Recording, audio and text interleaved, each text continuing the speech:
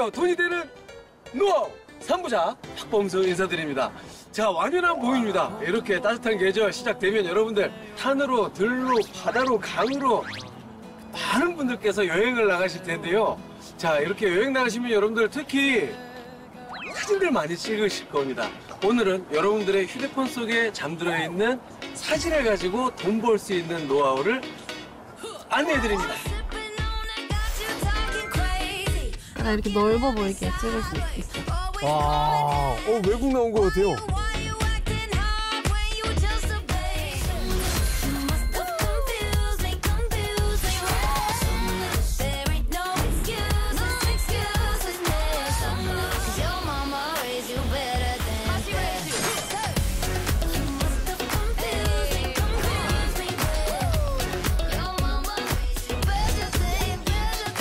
오른쪽 아랫배에서부터 배꼽을 기준으로 시계 방향으로 30회 정도씩 문질러주시면 되는데요.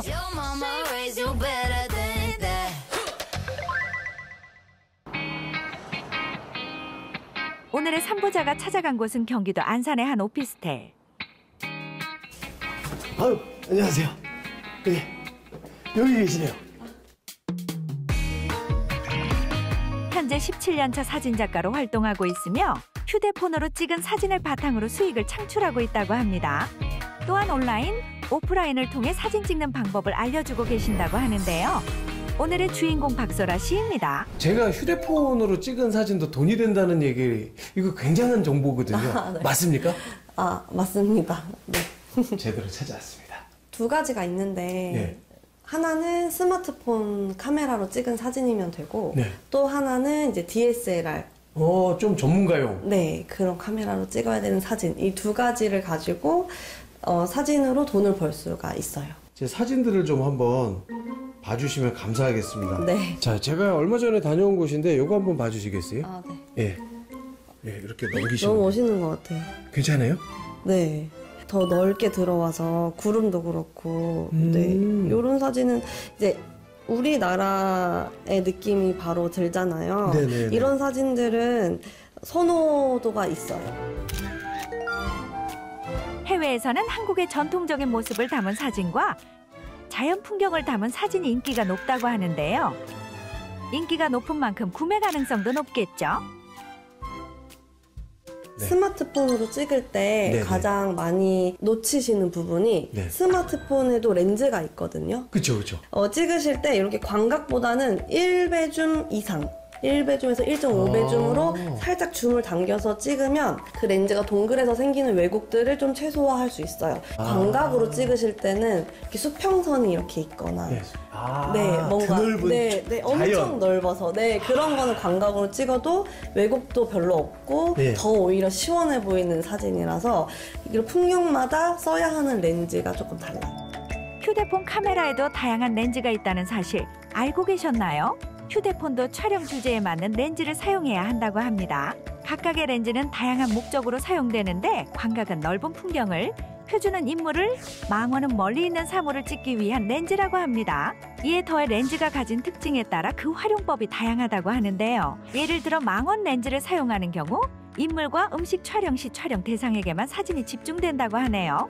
이렇게 찍은 사진은 다양한 사진 판매 사이트를 통해 판매가 가능하다고 합니다. 과연 사이트들은 어떤 특징들이 있을까요? 그 휴대폰으로 찍은 사진이랑 DSLR로 찍은 사진을 둘 다 받아주는 사이트가 있고 한 군데는 스마트폰 사진은 아예 안 되고 카메라로만 찍어야지만 받아주는 사이트가 있고. 일단 작가님이 그리고 주 수입원 뭐 이런 것들 좀 신뢰가 안 된다면 좀 여쭤보고 싶은데 괜찮으실까요? 네. 예. 생각보다 많은 분들이 스마트폰으로 사진을 잘 찍고 싶으셨던 분들이 너무 많으셨던 거예요. 맞아요. 그래서 지금 현재는 사진관도 하고 있지만 아주 주수입이다라고 하는 건 사진을 그걸 갖고 강의를 하고요. 잘 찍는 방법 또는 후보 정하는 방법 네, 뭐 그런 것들. 네, 저도 그래서 그런 거 검색 약간, 많이 해봤어요. 네, 뭐 공간 촬영이라든지 뭐 제품을 보내주셔서 제품 촬영이라든지 그런 것들을 이제 하고 있어요. 스마트폰으로 포토그래퍼 되기 하기에 오신 것을 환영합니다. 와. DSLR이 하나군요. 오. 휴대폰을 통해 사진을 찍는 방법에 대해 많은 사람들이 궁금증을 갖게 되어 온라인, 오프라인 강의를 시작하셨다는데요. 블로그로 수강생을 모집하고 있는데 벌써 사기 수강생들을 맞을 정도로 그 열기가 대단하다고 합니다. 자, 이제 실내에서 저희가 사진을 예쁘게 찍을 수 있는 방법, 꿀팁을 좀 배워보려고 하는데요. 우선 어떤 준비물들이 좀 필요할까요?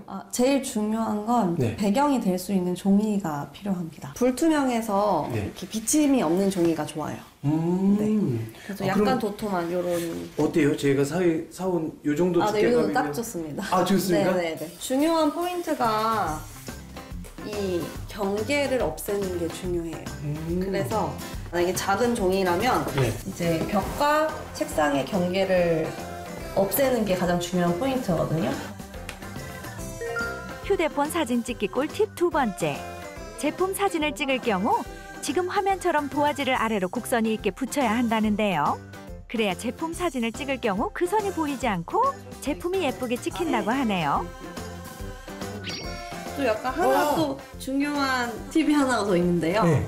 이렇게 그냥 쏘면 빛이 직선으로 나가요. 네네. 빛이 이렇게 부드럽게 자연광 느낌을 주는 방법은 집에 있는 종이 호일이나 아까 말씀하신 습자지 같은 걸 여기다 이렇게 대면 빛이 확산이 돼서 더 부드러운 빛을 만들 수 있어요.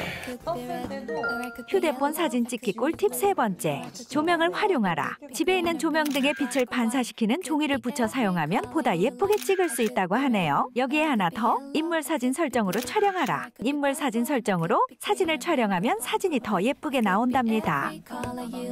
실내 제품 촬영의 팁을 배운 뒤 야외 촬영 팁을 배우러 작가님을 따라 밖으로 나왔습니다. 자, 지금 여기에서는 어느 쪽을 한번 포커스에 담아 보면 좋을까요?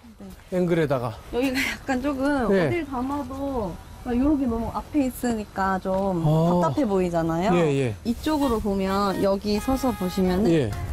공간이 약간 이렇게 풍경을 담을 수 있는 각이 나오거든요. 저는 저 멀리 있는 나무랑 위에는 나무, 초록색 나무, 아래는 갈대 요거를 이제 주인공으로 두고 찍을 거거든요. 네네네. 그럼 이제 아까 인물 사진 모드 말씀드렸던 네. 것처럼 인물 사진 모드를 켜주시고 휴대폰을 이렇게 올려서 지저분한 부분이 최대한 안 나오게 손을 올려주는 거예요. 예, 예. 찍으시면 돼요.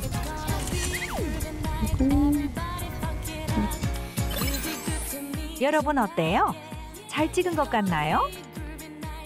한쪽으로 이렇게 딱 구도를 정리를 하니까 사진이 정말 예쁜 것 같아요. 자, 그러면 저쪽으로 한번 가시죠.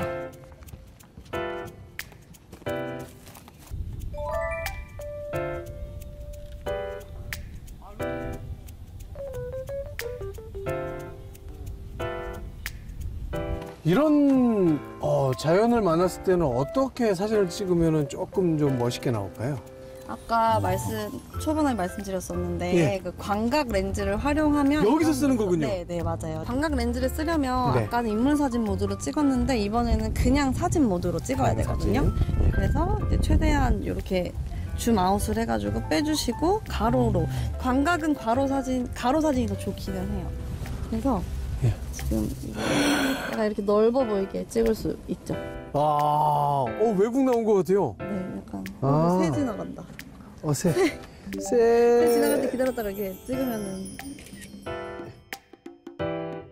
이런 멋진 사진을 찍을 수 있는 또 다른 팁이 있다고 하는데요.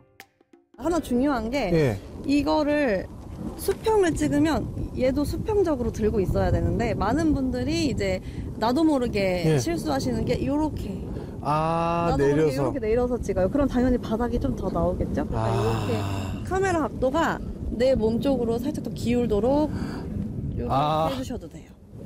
그렇게 하면 또 다르죠. 그러네요. 네, 달라요. 그게 그 차이예요. 이게 야외 촬영 꿀팁 두 번째. 휴대폰 각도에 유의하라.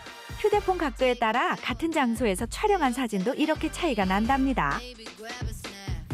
또한 같은 장소라 할지라도 머리 위, 가슴, 앉아서 찍는 등 높이에 따라 다른 사진이 나온다고 하니 여러분들도 다양하게 찍어보시는 것이 좋을 것 같네요. 이제 야외 촬영을 마치고 또 다른 팁을 배우러 갈 시간. 여기 보니까 이게 지금 작가님이 현재 쓰고 계신 DSLR입니까? 이거 무게가 엄청나요. 야, 이거 이거 운동되는데 일단은 구도하고 후보정 방법이 좀 궁금하거든요. 예. 일단 후보정을 먼저 말씀드리면 네네네. 원본, 원본은 약간 이런 네, 느낌이고. 이렇게 찍혔는데 예. 오! 보정하면은 여기 보정한 사진을 올리는 게 훨씬 너무 요리하겠죠. 예쁘네요. 보정을 통해 사진을 보다 예쁘게 꾸밀 수 있다는데요. 어때요? 참 예쁘죠? 야, 이 사기를 쳤네, 사진으로. 여기 보시면 만두라고 누가 적어놨고 네, 만두. 이 만두도 제가 없앴거든요. 와. 그래서 이렇게 보정을 해야 사진, 돼요. 야, 아니, 결과물은 이거 사진을 치셨어요. 저 같은 일반인들은 어떤 사진을 좀 찍는 게 좋을까요?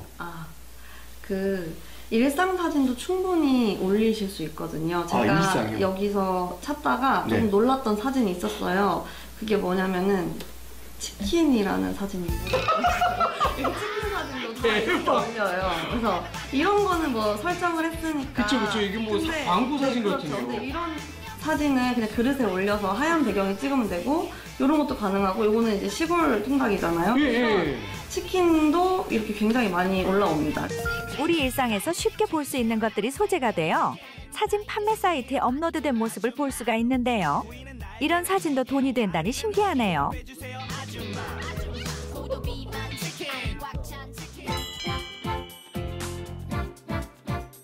총 상금 150만 원. 네, 그래서 이게 그러니까 기업에서 필요한 사진일 수도 있는 거고. 와, 너무 재밌다. 자, 오늘 이렇게 해서 오늘 박소라 작가님께 사진을 가지고 돈을 벌 수 있는 방법을 좀 배워봤습니다. 저도 이제 뭐 잠자고 있는 사진들도 많고 이제 마침 딱 사진 찍으러 나가기 좋은 계절이니까요. 돈 벌러 한번 나가보도록 하겠습니다. 감사합니다.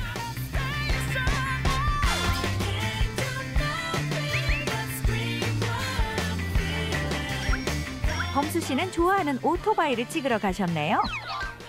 여러분도 사진으로 부자 되세요. 자, 확인하셨죠? 저희 3부자에서 전해드린 이 사진으로 돈 버는 방법 꼭 활용해 보셨으면 좋을 것 같고요.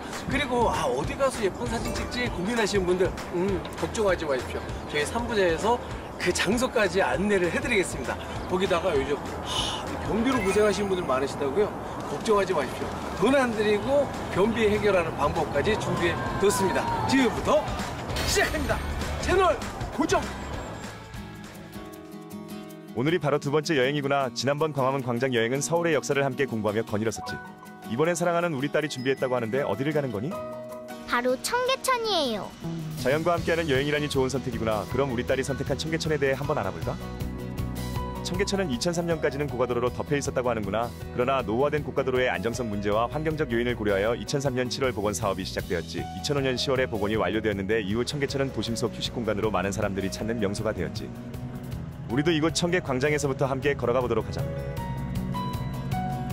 이 광장에는 청계천 복원 사업 당시 기념할 만한 조형물로 세운 스프링이라는 조형물이 있단다. 저기 보이지? 뾰족하게 올라와 있는 조형물이 바로 미국 팝아티스트 클래스 올덴버거와 그 부인 코샤 벤 브룬겐의 작품이라는구나. 그 외에도 청계천 복원 구역을 100배 축소한 모형물도 있고 청계천로를 따라 흘러가는 2단 폭포도 있단다. 아빠, 저기 외국인들도 많이 보여요. 청계천은 서울의 대표적인 휴식 공간이자 관광지로서 그 명성이 높다고 할 수 있단다. 때문에 서울 시민들 외에도 많은 관광객들이 찾는 공간이지. 도심 한복판에서 자연을 벗삼아 휴식을 취할 수 있는 공간이니 한국의 센트럴파크로 이야기할 수 있겠지. 내려가서 길을 걷다 보면 다리 하나를 바로 만나볼 수 있단다. 이 다리는 모종교라고 하여 청계천에 있는 총 22개의 다리 중 그 시작을 알려주는 다리라고 볼 수 있지. 그리고 이 다리 옆에는 행운을 비는 행운의 동전이라는 장소가 있단다. 외국인들도 동전을 던지네요. 시민들이 자발적으로 행운을 빌기 위해 던지던 곳인데 이곳에 모인 동전들을 수거해 서울장학재단, 세계물부족 국가들 등에 기부가 된다고 하는구나. 지금까지도 많은 사람들이 행운의 동전을 통해 자그마한 기부를 하고 있다는 것을 보여주는 좋은 모습이라고 할 수 있겠구나. 그리고 저길 보렴. 물 위로 작은 돌들이 올라와 있지? 이 청계천을 따라 걷다 보면 저런 징검다리들을 많이 만날 수 있단다. 청계천을 즐기는 분들이 보다 편안하고 재미있게 즐길 수 있는 부분들이지. 저기 오리도 보여요. 복원된 이후 다양한 생물들도 청계천에 자리 잡았다고 하는구나. 지금 보고 있는 오리 외에도 각종 어류와 양서류, 또 식물들도 있단다. 봄을 지나 날씨가 점점 따뜻해진다면 보다 많은 친구들을 볼 수 있을 거란다. 이러한 환경적 요소들도 하나의 볼거리이지만 또 다른 볼거리도 있단다. 모종교 외의 다른 다리들도 한번 살펴보렴. 자세히 보면 각 다리들 역시 그 모양새가 다르단다. 주변 지역들의 특징을 조금씩 차용해 다리들의 이미지를 만든 것이지. 그리고 또 청계천에는 다양한 볼 것들이 있단다.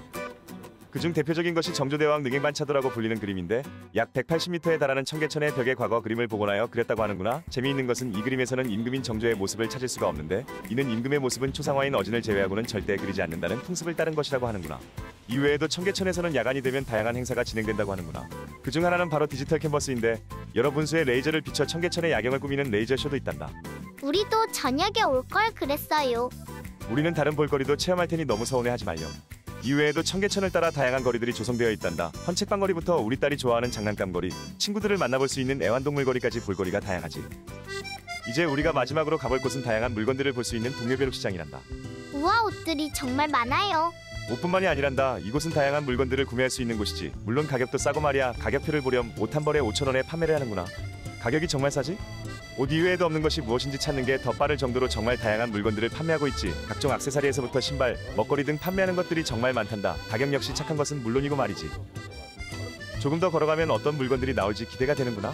아빠, 저기 맛있는 것도 파는 것 같은데요.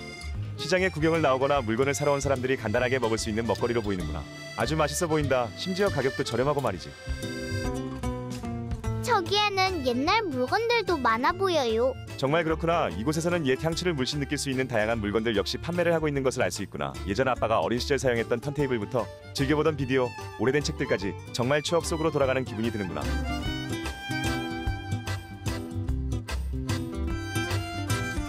우리 조금 더 구경을 해보도록 할까? 아빠도 오랜만에 이런 곳으로 여행을 오니 볼거리가 많아 정말 좋구나. 옛 생각이 나기도 하고 말이야. 저기 저 아저씨 좀 보세요. 시장거리에서 저런 퍼포먼스를 하는데도 아무도 신경을 쓰질 않는구나. 이런 곳에서는 익숙한 일이라는 것일까? 저렇게 멋진 퍼포먼스를 하는 분들도 계시지만 옛날 물건들을 찾는 어르신들도 많이 찾아오시는 것 같구나. 저길 보렴 멋진 어르신께서 옛 지폐와 우표 등을 구매하시는 것 같구나. 어디 우리 딸이 가서 무엇을 사셨는지 여쭤보지 않을래? 할아버지, 다른 곳에서는 잘 못 구하나요? 이런 수집 이런 거 하려면 다 위에 벼룩시장 신설동에서부터 여기까지 한 바퀴 돌면 새로운 물건들이 아주 희귀한 새로운 물건들이 나와요. 그러면 지가 그걸 사요.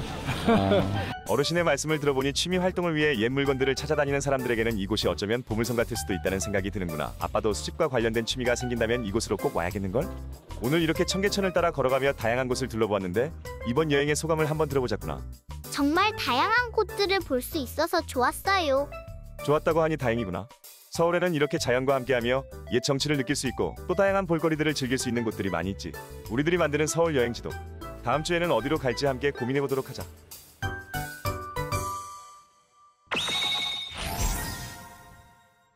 안녕하세요. 요즘 냇가를 찾는 분들 중에 많은 분들이 이것 때문에 찾아오시는 경우가 많습니다. 바로 변비인데요. 제 환자분 중에 가장 기억에 남는 분이 3개월 정도 복대를 사용하시고 나서 변비가 생기신 할아버지였는데요. 이 할아버지 같은 경우 3개월 복대 때문에 6개월을 약을 드셔야 하는 경우가 있었습니다. 들어오실 때부터 끙끙거리시는 모습을 보면 정말 안쓰럽기도 합니다. 그래서 오늘은 변비에 대한 정보와 그 예방법에 대해 알아보도록 하겠습니다. 변비란 대변이 장에 비정상적으로 오래 머무르면서 불편한 증상을 일으키는 경우를 말합니다.